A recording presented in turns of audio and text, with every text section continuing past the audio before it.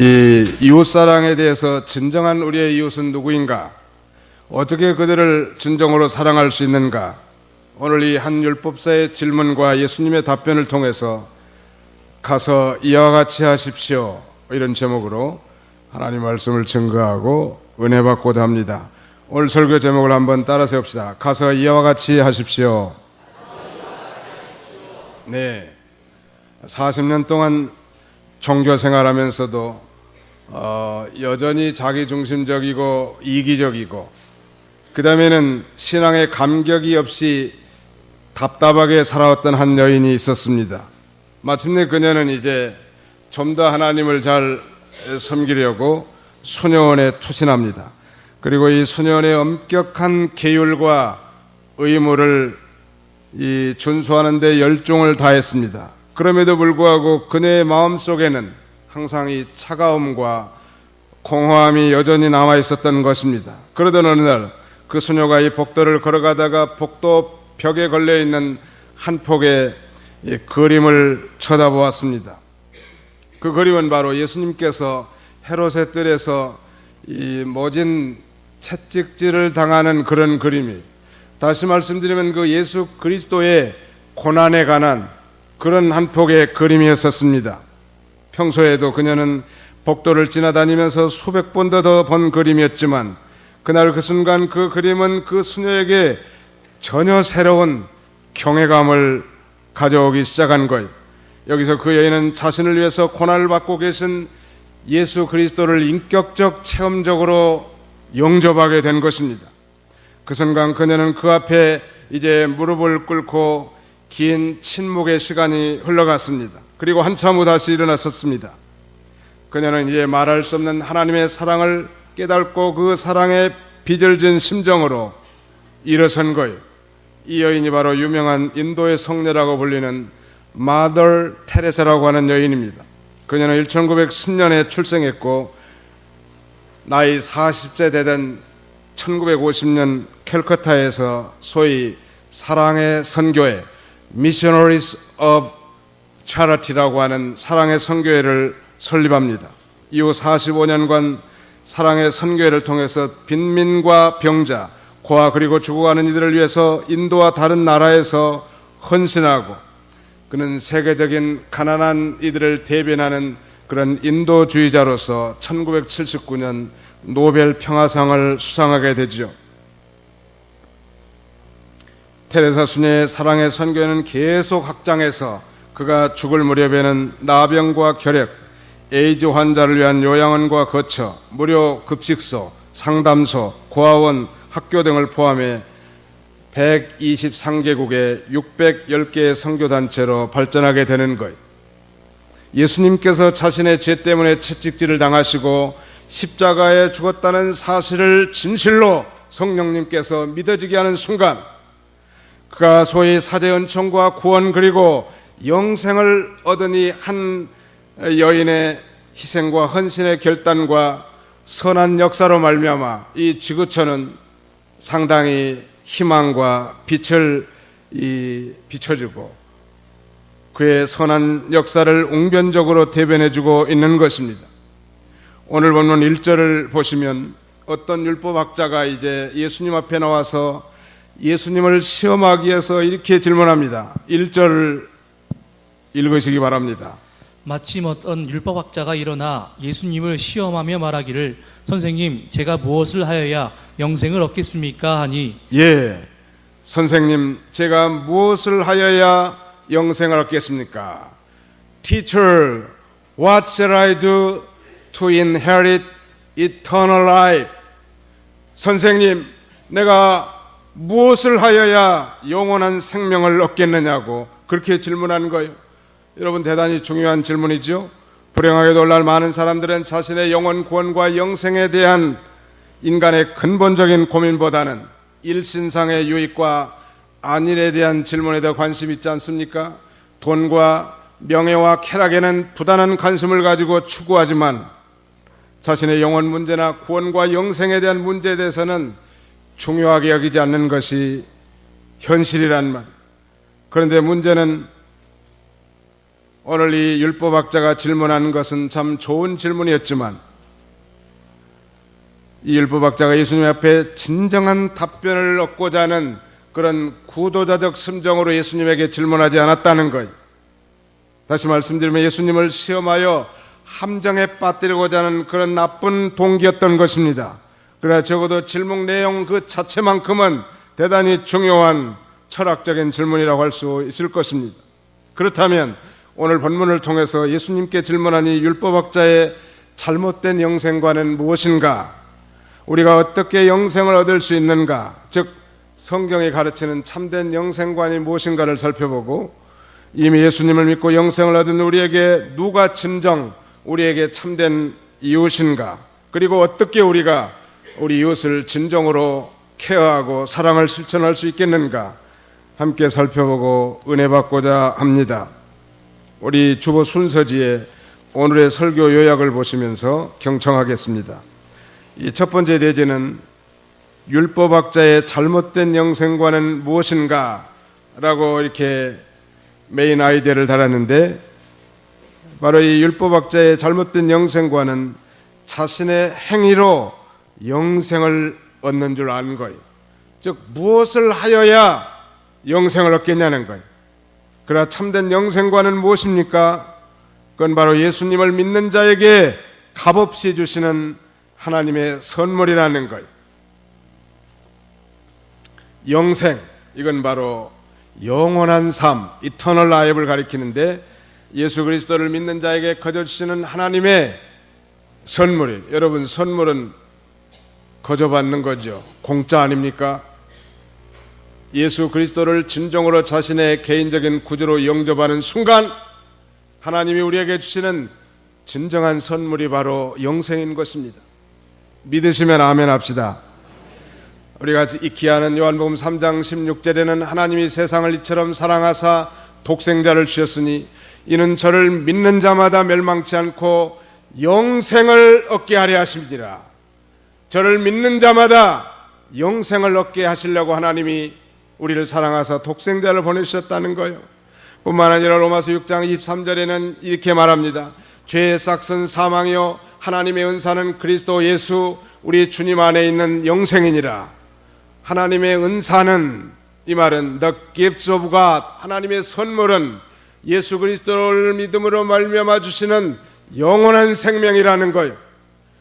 우리는 태어날 때부터 죄인으로 출생해서 죄 짓다가 영원한 지옥 형벌에 떨어질 수밖에 없는 비참한 인생들이지만은 그러나 예수 그리스도를 믿는 자는, 즉 예수 그리스도를 자신의 개인적인 구주로 마음으로 믿고 입술로 시인한 자에게는 하나님이 영원한 생명을 선물로 주시겠다는 거예요. 요한복음 17장 3절에는 영생은 이것이니 곧 유일하신 참 하나님이신 아버지를 아는 것과 아버지께서 보내신 예수 그리스도를 아는 것이다 라고 말씀하는 거예요. 뿐만 아닙니다. 요한복음 6장 47절에는 내가 진정으로 너희에게 말하는데 믿는 자는 영생을 가지고 있다. 오늘 예수 그리스도를 진실로 믿는 자는 벌써 영원한 생명을 얻은 줄로 믿으시기 바랍니다. 영생을 얻을 것이다가 아니요, 이미 예수님을 진실로 믿는 자는 벌써 죽었던 영이 살아났기 때문에 이제 영원히 사는 거예요. 다만 한 번은 이 육신의 장막을 벗어야 할 때 육신과 영혼이 분리되는 순간은 있지만 예수 그리스도를 진정으로 자신의 구주로 영접하는 자는 이터널 라이프, 영생을 이미 얻은 거예요. 그래서 요한복음 5장 24절에 내가 진정으로 너에게 말한다. 나의 말을 듣고 또 나 보내신 이를 믿는 자는 영생을 얻었고 심판에 이르지 아니하나니 사망에서 생명으로 옮겼느니라 라고 증거하는 거예요. 그런데도 불구하고 오늘 본문의 율법학자는 예수님 앞에 나와서 선생님, 내가 무엇을 하여야 영생을 얻겠습니까? 라고 이렇게 질문하는 거예요.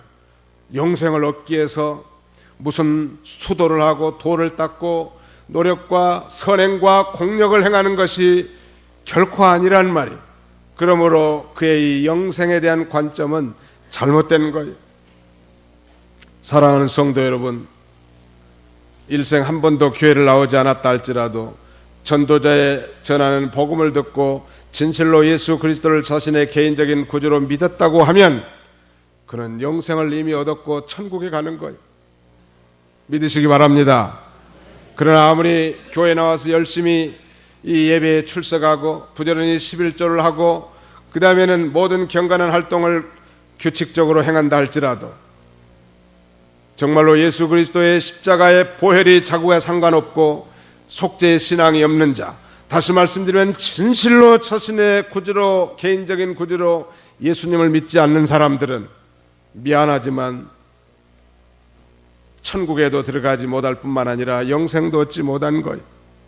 이런 종교인들이란 말이에요. 오늘 본문이 나타난 이 한 율법학자는 철두철미한 종교인이에요.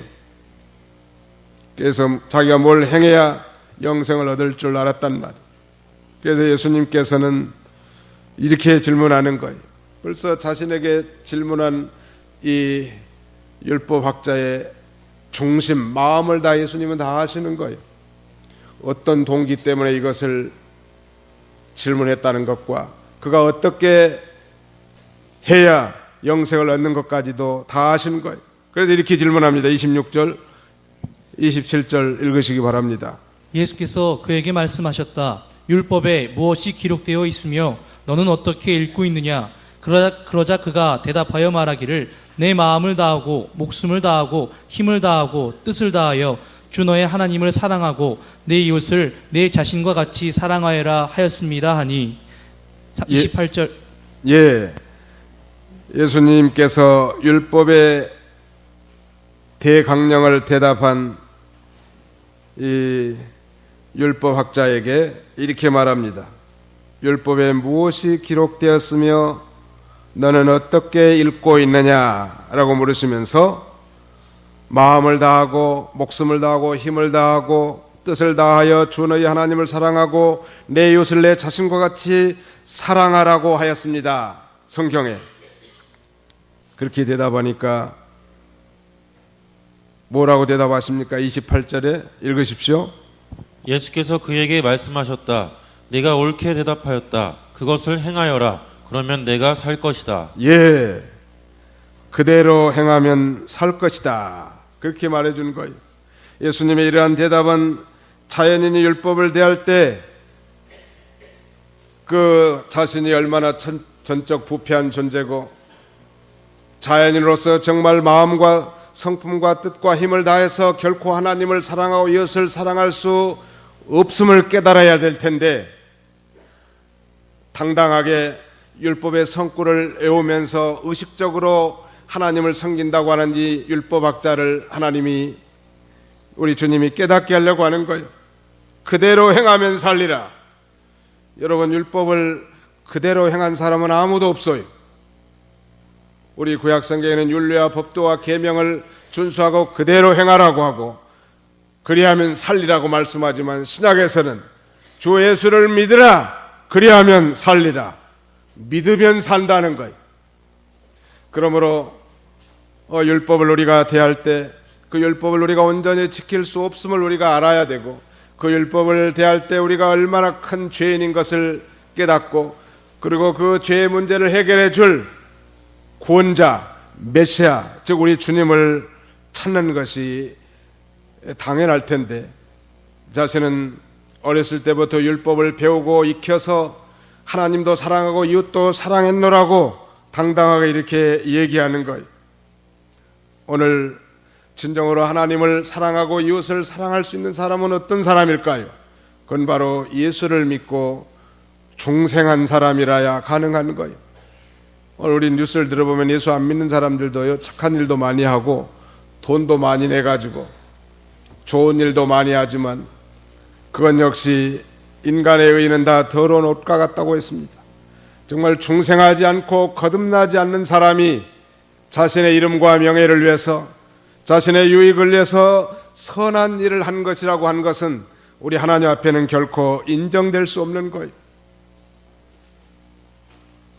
착한 일이지만 은밀하게 자기를 드러내고 자기의 의로움을 나타내기 위한 것이라는 게 하나님 앞에 올 때는, 그러므로 진정으로 하나님을 사랑하고 이웃을 사랑할 수 있는 사람은 모든 죄를 용서받고 구원받아서 영생을 얻은 자라야 가능함을 예수님은 그렇게 대답한 거예요.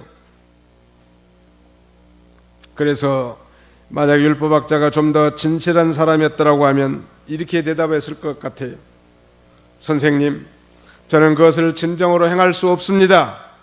율법의 일부 조항들은 어려서부터 다 외우고 지켜왔지만 솔직히 제 마음속에는 여전히 욕심과 죄와 악함이 가득 차 있습니다. 나를 이렇게 괴롭히는 모든 죄를 토말할 방법은 없습니까? 라고 그렇게 질문했더라고 하면 인자가 바로 많은 사람들의 죄를 대속하기 위해서 십자가에 피 흘려 죽으러 이 땅에 왔다고 복음을 제시했을 텐데 그렇게 묻지 않았단 말. 그래서 예수님께서는 율법의 대강령을 말한 율법학자에게 내가 옳게 말하였다. 그것을 행하여라. 그러면 내가 살 것이다. Do this and you will live. 그걸 행하라는.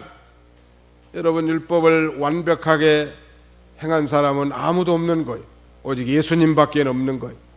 예수님께서 모든 율법을 다 지키시고 완성하셔서 구원을 성취하심으로 예수님이 그 이뤄놓은 의를 우리가 믿음으로 받아 갖는 자, 이런 자에게 영생이 주어지는 거예요.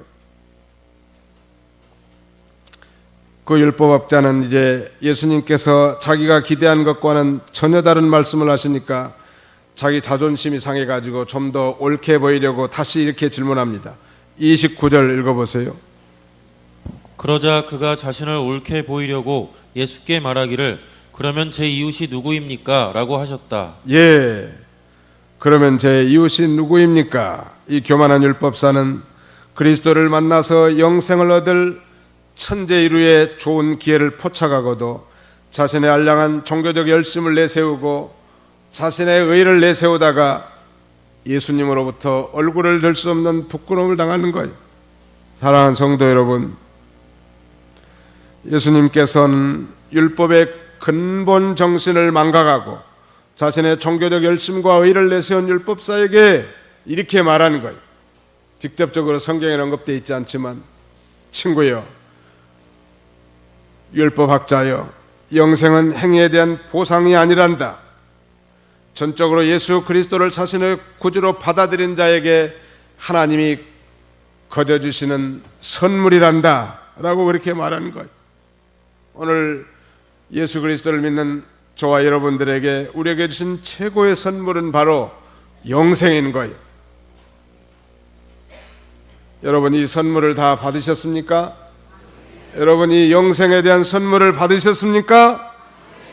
예, 아멘을 못한 사람들은 수상한 사람들이요. 이 사람들은 경찰서에 신고해야 돼.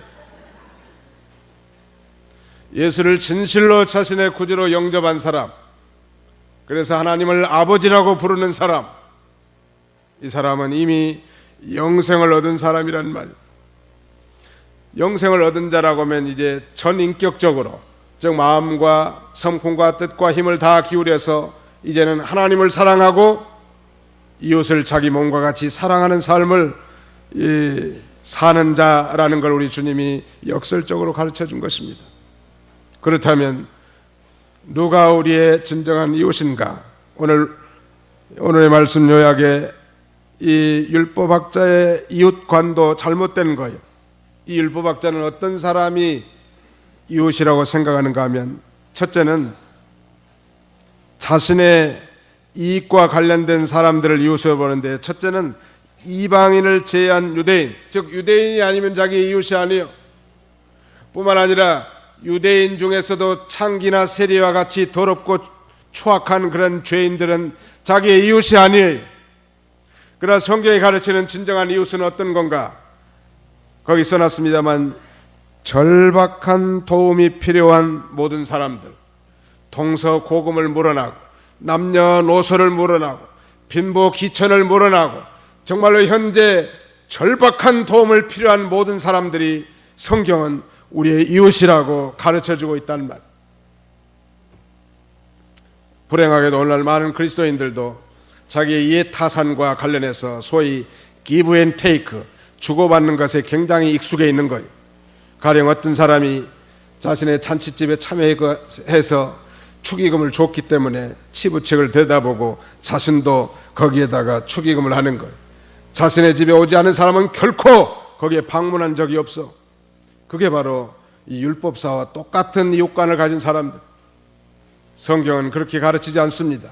우리가 받은 구원과 영생은 거저 받은 하나님의 선물이고 우리에게 베풀으신 하나님의 그 위대한 사랑을 성령으로 우리가 폭포수와 같이 부음받은 자들인데, 정작 그렇다고 한다면 우리의 이해 타산과 상관없이 정말 오히려 나에게 해코지해 준 사람까지도 우리는 진정으로 사랑을 베풀어야 할 사랑의 빚진 자라는 사실을 잊지 않아야 할 것입니다. 믿으시기 바랍니다. 이 율법학자도 제한적이나마 자기의 나름대로 이웃사랑에 대한 이해력을 갖고 있었죠. 그래서 자기가 주님 앞에 좀 옳게 보이게 하려고 자신의 이웃이 누군가에 대한 소위 정의, definition을 요구한 거예요. 이것도 예수님에게 듣고 자기의 잘못된 이웃관을 고치려고 하는 것이 아니라 자신의 생각을 정당하게 위한 것입니다. 우리가 전도할 때 보면 순수하게 그 복음을 받아들이고 주님 앞에 나온 사람들도 있지만, 전도자가 전한 이 복음의 전도 내용에 전도시 반대 질문을 역으로 공격한 사람들이 많이 있는 거예요. 가령 가인이 아벨을 죽였는데 그 후손은 어떻게 출생했습니까? 하나님이 선악과를 아예 만들지를 않았으면은 선악과도 따먹는 일이 없고 인류가 다 죄인으로 전락한 일이 없었을 텐데 왜 하나님이 선악과를 만들어놨습니까? 그런 회개망측한 전도시 반대 질문한 사람들 치고 복음을 잘 받아들이지 못해. 우리는 하나님의 말씀을 들을 때 그것이 자기의 잘못된 것들을 고치는 것. 오늘 이 자리에 좌정하신 여러분들 가운데 영생에 대한 관점, Point of View to Eternal Life, 영생에 대한 올바른 견해를 갖지 못했다면 고치십시오. 내가 교회에다가 연보를 많이 하고 정기적으로 교회에 출석하고 그 다음에는 소득의 10분의 1을 하나님 앞에 바쳤기 때문에 내가 한 일이 많기 때문에 영생을 얻은 것이 아니라 예수님을 진실로 자신의 구주로 영접하는 자가 영생을 얻는 거예요. 믿으시기 바랍니다. 최근 우리가 행한 이 전교인 대신방 기간 동안에 제가 체험한 여러 가지들 가운데 참 많이 있지만, 상당히 많은 분들이 오늘 하나님이 당장 당신의 영혼을 부른다면 천국에 갈 자신이 있느냐고 묻는 질문에 대해서 여러분들이 자신이 없다고 하더라. 왜 없냐고 하니까 자기가 한계별로 없다는 거예요. 그래서 앞으로 노력을 많이 해야 된다는 거예요. 또 심한 사람들은 죽어봐야 알지 어떻게 내가 지금 당장 천국에 간다고 말할 수 있겠냐고 대답한 사람도 있더라. 영생관이 잘못되는 거예요. 여러분, 예수 그리스도를 자신의 구주로 진정으로 믿고 하나님을 아버지로 부르는 사람들은 이미 다 영생을 얻었고 심판에 이르지 아니하나니 사망에서 생명으로 옮긴 줄을 믿으시기 바랍니다. 그게 바른 영생관이에요. 이웃간에 대해서도 아마 여기 앉아 계신 분들 가운데도 상당히 그런 사람들이 있을 거예요. 소위 서양 사상인 give and take, 주고받는 거, 이것은 안 믿는 사람들도 다 할 줄 알아요. 어떤 사람이 자기 아들을 결혼하는데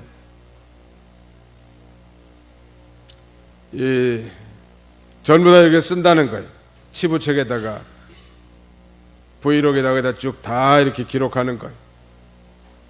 그래서 거기 온 사람은 가서 자기도 축의금을 내주고 혹은 뭐 장례집 같은 부의금도 내주는데 그 치부책에 안 써진 사람은 절대 안 가. 그건 바로 세상 사람들이 하는 거예요. 우리 그리스도인들은 그렇게 해서는 안 돼요. 정말 예수를 자신의 구주로 믿는 사람이라고 하면 자기의 이해 타산과 상관없이 정말 도움을 필요하는 자에게 손길을 내미는 것이 바로 그것이 그리스도인의 사랑 아니겠습니까? 오늘 이 율법학자의 잘못된 이웃과는 바로 그거예요. 그걸 예수님은 깨뜨리기 위해서 그 율법학자에게 이제 강도를 만나서 거반 죽게 된 이 절박한 도움을 필요한 자에게 자비를 베푼 사마리아인의 이웃사랑의 얘기를 한 거예요. 어떤 한 사람이 예루살렘에서 여리고로 가다가 떼강도를 만난 거예요. 그래서 잔뜩 두들겨 맞고 옷을 다 벗김을 당하고 돈을 다 털렸겠죠. 그대로 놔두면 영락없이 죽을 수밖에 없는데 그 강도 곁을 이 세 사람이 지나가는 거예요. 첫 번째는 제사장이고, 두 번째는 레인이고, 그 다음에 세 번째는 저 개나 돼지 취급당하는 유대인들이 알아주지 않는 저 사마리아의 한 사람이었습니다. 제사장은 오늘날 목사님이나 장로님 정도 해당되겠죠. 레인은 아마 신학생이나 우리 성도들, 재직들 정도 해당된다고 할 수 있겠습니다. 자신들이 공사에 탐망하다 할지라도 지금 당장 죽어가는 영혼을 보면서도 반대 방향으로 그냥 지나쳤다고 하는 것은, 이것은 정녕 자신의 이웃 간에 치명적인 결함이 있는 거예요. 여러분, 어려움을 당한 사람을 보고도 그냥 지나친다면, 긍휼심도 동정심도 연민의 정도 없이 그냥 지나친다면 그게 세상 사람, 안 믿는 사람이나 뭐가 다를 바 있단 말이에요. 그런데 이 선한 사마리아인은 전혀 자기와 상관이 없는 이 강도 맞아서 죽을 지경에 처있는 이자에게 이 불쌍히 여기는 마음을 가지고 가까이 다가서 그 상처에 올리브유와 포도주를 붓고 싸맨 뒤에 그를 자신의 짐승에 태워서 여관에 데리고 와서 보살펴주고, 그 다음날 그가 두 데나리온을 꺼내 여관 주인에게 주면서 이 사람을 보살펴달라고, 더 쓴 비용은 자기가 돌아올 때 갚겠다고 하면서 사랑을 베푸는 거예요. 그리고 예수님이 이 선한 사마리아인의 얘기를 말해주고 질문하는 거예요. 그 율법학자에게 이 세 사람 가운데 누가 강도 만난 자의 이웃이 되겠냐고 생각하느냐고 질문하는 것에 대해서 율법학자도 양심이 있어가지고 그렇게 대답합니다. 그를 긍휼히 여긴 자입니다 라고 대답하니까 예수님께서 가서 너도 가서 이와 같이 하여라. 선한 사마리아인과 같이 자기가 아무 연고도 없고, 그 다음에 자기가 아무 이해 타산도 없는 당장 절박한 도움을 필요한 자에게 손을 내미는 그런 자가 바로 진정한 강도 만난 자의 이웃이라고 그렇게 가르쳐 준 거예요. 사랑하는 성도 여러분, 여러분은 어떻게 지금까지 살아오셨습니까? 미국에는 아무리 가난한 사람이라도 큰 질병에 걸리거나 위급한 환자가 생겨도 소위 911, 911이라고 하는데 우리는 거꾸로 119로 만들어놨는데 911을 걸면 무조건 와서 그 응급 환자를 실어다가 병원에서 치료를 시킵니다. 우리나라는 돈이 없으면 응급 환자라도 입원하기가 힘든 병원들이 꽤 많을 거야. 치료는 뭐 두말할 것도 없고 입원 자체를 안 받아주는 것. 뭐 그렇지 않은 병원도 있겠죠. 그럼 미국에는 일단 돈이 있든 없든 무조건 모든 위급 환자를 다 받아줘요. 그래서 일단 치료해놓고 보는 거예요. 치료해놓은 다음에 가령 치료비가 1,000만 원 정도 나왔다. 이 사람이 이건 뭐 1,000만 원 감당할 수 없다 그러면 한 달에 10,000원씩이라도 평생에서 갖게 만들어줘. 아니면 정부의 소위 사회보장제도 그런 프로그램에 적용시켜서 정부에서 그 돈을 지불하게 만든 거예요.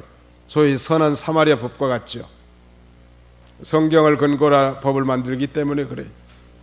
그럼에도 불구하고 오늘날 미국은 많이 이기주의화 돼가고 있습니다. 옛날 미국이 아니더라고 가보니까. 미국 뉴욕 퀸즈 하면 우리 한인들이 많이 사는 동네인데 뉴욕 퀸즈에서 발생했던 실화입니다. 1964년에 키티 제노비즈라고 하는 사람이 살해되었습니다. 이 여자가 공격을 받고 살해된 장면을 38개 얼굴이 창문에서 바라다 보았는데, 왜냐하면 이 CCTV로 다 촬영이 된 거예요.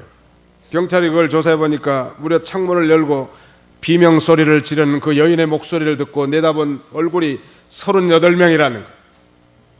그런데 단 한 명도 그들 가운데 경찰을 부르거나 내려와서 도와주지를 않았다는 거예요. 뒤에 그들 모두를 다 소환해 가지고 신문했는데 38명 모두가 한결같이 대답한 말은 다른 사람이 그 2급에 처한 사람을 도와줄 줄로 생각했다는 거예요. 그래서 최근 미국의 몇 개 주는 이제 위기를 보고도 도와주지 않는 사람을 처벌하는 법을 만든 거예요. Good Samaritan Law라고 하는 선한 사마리아 법을 만들라는 거예요. 가령 로드 아일랜드의 주의 경우 이런 무심한 자에게 $500의 벌금을 부과하고 있습니다. 프랑스와 독일도 마찬가지. 이 선한 사마리아 법을 만들어 가지고 정말 절박한 도움을 필요하는 사람을 보고도 그냥 지나친 사람은 처벌하는 그런 법이요. 상당히 많은 벌금을 내야 돼요. 우리나라도 이제 그런 추세로 가고 있는데, 문제는 벌금이 무서워서 남을 도와줄 정도라면 그건 수준 이하 아닙니까? 영생을 얻었고 구원받은 하나님의 사랑을 듬뿍 받은 하나님의 자녀들이라면 당연히 하나님을 사랑하고 이웃을 사랑하는 것이 진정한 우리 그리스도인들의 자세일 것입니다. 어떤 청년이 직장을 잃었습니다. 그래서 어쩔 수 없이 몇 달 동안 집에서 백수로 쉬고 있었는데, 근데 마침 마음에 드는 회사에서 직원을 채용한다는 공고가 나온 거예요. 이력서를 제출했고 다행히 서류 전형에 합격을 했습니다. 그런데 회사로부터 이제 정해진 날 면접을 보러 오라고 통보를 받았는데, 이제 면접 보는 날이 됐습니다. 그날 아침부터 잘 준비를 했고 넉넉하게 시간의 여유를 가지고 차를 몰고 회사로 향했습니다. 그런데 달려가는 도중에 그는 웬 아주머니가 길가에 차를 세우고 땀을 뻘뻘 흘리고 있는 걸 본 거예요. 보니까 그 아주머니는 펑크난 타이어를 갈고 끼우기 위해서 쩔쩔매고 있었습니다. 그는 시간이 조금 바쁘긴 했지만 그래도 그냥 지나칠 수가 없어서 차를 세우고 그 아주머니 대신에 자기가 이 펑크난 타이어를 갈아준 거예요. 그런 바람에 시간이 지체돼 버렸습니다. 그는 부랴부랴 회사로 갔지만 면접은 이미 다 끝나버렸습니다. 그래서 인사과에 가가지고 전후 사정을 자세하게 말한 다음에 한 번만 기회를 달라고. 그러나 거절을 당했습니다. 그는 어쩔 수 없이 풀이 죽은 채 뒤돌아서는데 누군가 그의 어깨를 툭툭 치면서 이렇게 말했습니다. 청년, 내일부터 우리 회사에 출근하십시오. 그는 깜짝 놀라서 뒤를 되돌아보았습니다. 그랬더니 웬 아주머니가 웃고 계신데 조금 전에 길가에서 자기가 도움을 주었던 바로 그 아주머니였습니다. 나중에 알고 보니까 그 아주머니가 그 회사의 사장님이었습니다. 말하자면 그는 절박한 도움을 필요로 하는 이웃에게 도움을 줬다가 자기도 모르는 사이에 말하자면 천사를 대접한 셈이 된 것입니다. 물론 이런 경우는 아주 드물 것입니다. 그러나 한 가지 분명한 것이 있다면 우리가 우리의 이웃을 사랑하기를 우리의 몸과 같이 할 때마다 우리 하나님은 칭찬하는 거예요. 잘하였도다 착하고 충성된 종아, 내가 작은 일에 충성하였으니 많은 것으로 갚아주겠다고 우리 주님이 칭찬하실 거예요. 이 사랑의 실천은 바로 율법의 완성인과 동시에 최고의 법이란 말. 사랑하는 성도 여러분, 우리가 이 가정의 달을 맞이해서 우리 가정의 울타리 안에서도 가족 구성 요원으로서 최선을 다해야 되겠죠. 자녀로서, 부모로서, 아니 남편으로서, 아내로서. 가정의 울타리에만 머물러 있지 마시고 이제 이 울타리 저 너머를 쳐다보십시오. 저 네팔의 지진 사건을 통하여 집과 가정을 잃은 수많은 고아들과 어린 생명들이 목소리가 들리지 않습니까? 저 서아프리카의 기근과 그 다음에 여러 가지 전염병으로 어려움을 당한 어린아이의 가냘픈 모습이 다 눈에 어른거리지 않으십니까? 그것이 남의 일이 아니고 곧 우리의 일이란 말. 우리의 일이 아니라 곧 나의 일이란 말. 하나님은 인류를 사랑하시는데 그 사랑의 방법은 먼저 영생을 얻은 자를 통해서 하나님을 사랑하고 이웃을 사랑을 실천하도록 우리를 권고하신 것입니다. 유명한 인도의 성자라고 할 수 있는 이 간디는 영국에서 많은 공부를 하고 조국에 와서 비폭력, 무저항의 원칙을 내세우면서 조국의 독립을 이끈 훌륭한 인물인데 그는 이런 말을 했습니다. 나는 예수 그리스도를 사랑하지만 교회는 나가지 않는다고. 왜냐하면 교회 다닌 그리스도인들이라고 하는 소위 크리스찬들이 너무너무 예수님을 닮아 있지 않기 때문이라고. 그렇게 우리 그리스도인들을 경종하고 있습니다. 정말로 예수 그리스도를 믿고 영생을 얻은 자라면 이제 하나님을 사랑하고 이웃을 사랑하는 우리의 이 지경을 넓혀서 살아야 할 것입니다. 5월 가정의 달을 맞이해서 우리가 이미 영생을 얻은 자로서 이제 우리의 시간과 현대인들이 귀중하게 여기는 물질을 희생하면서 우리가 사랑을 실천하는 그런 작은 선한 사마리아인들이 다 되시기를 주님의 이름으로 축원하는 바입니다. 잠깐 기도하십시다.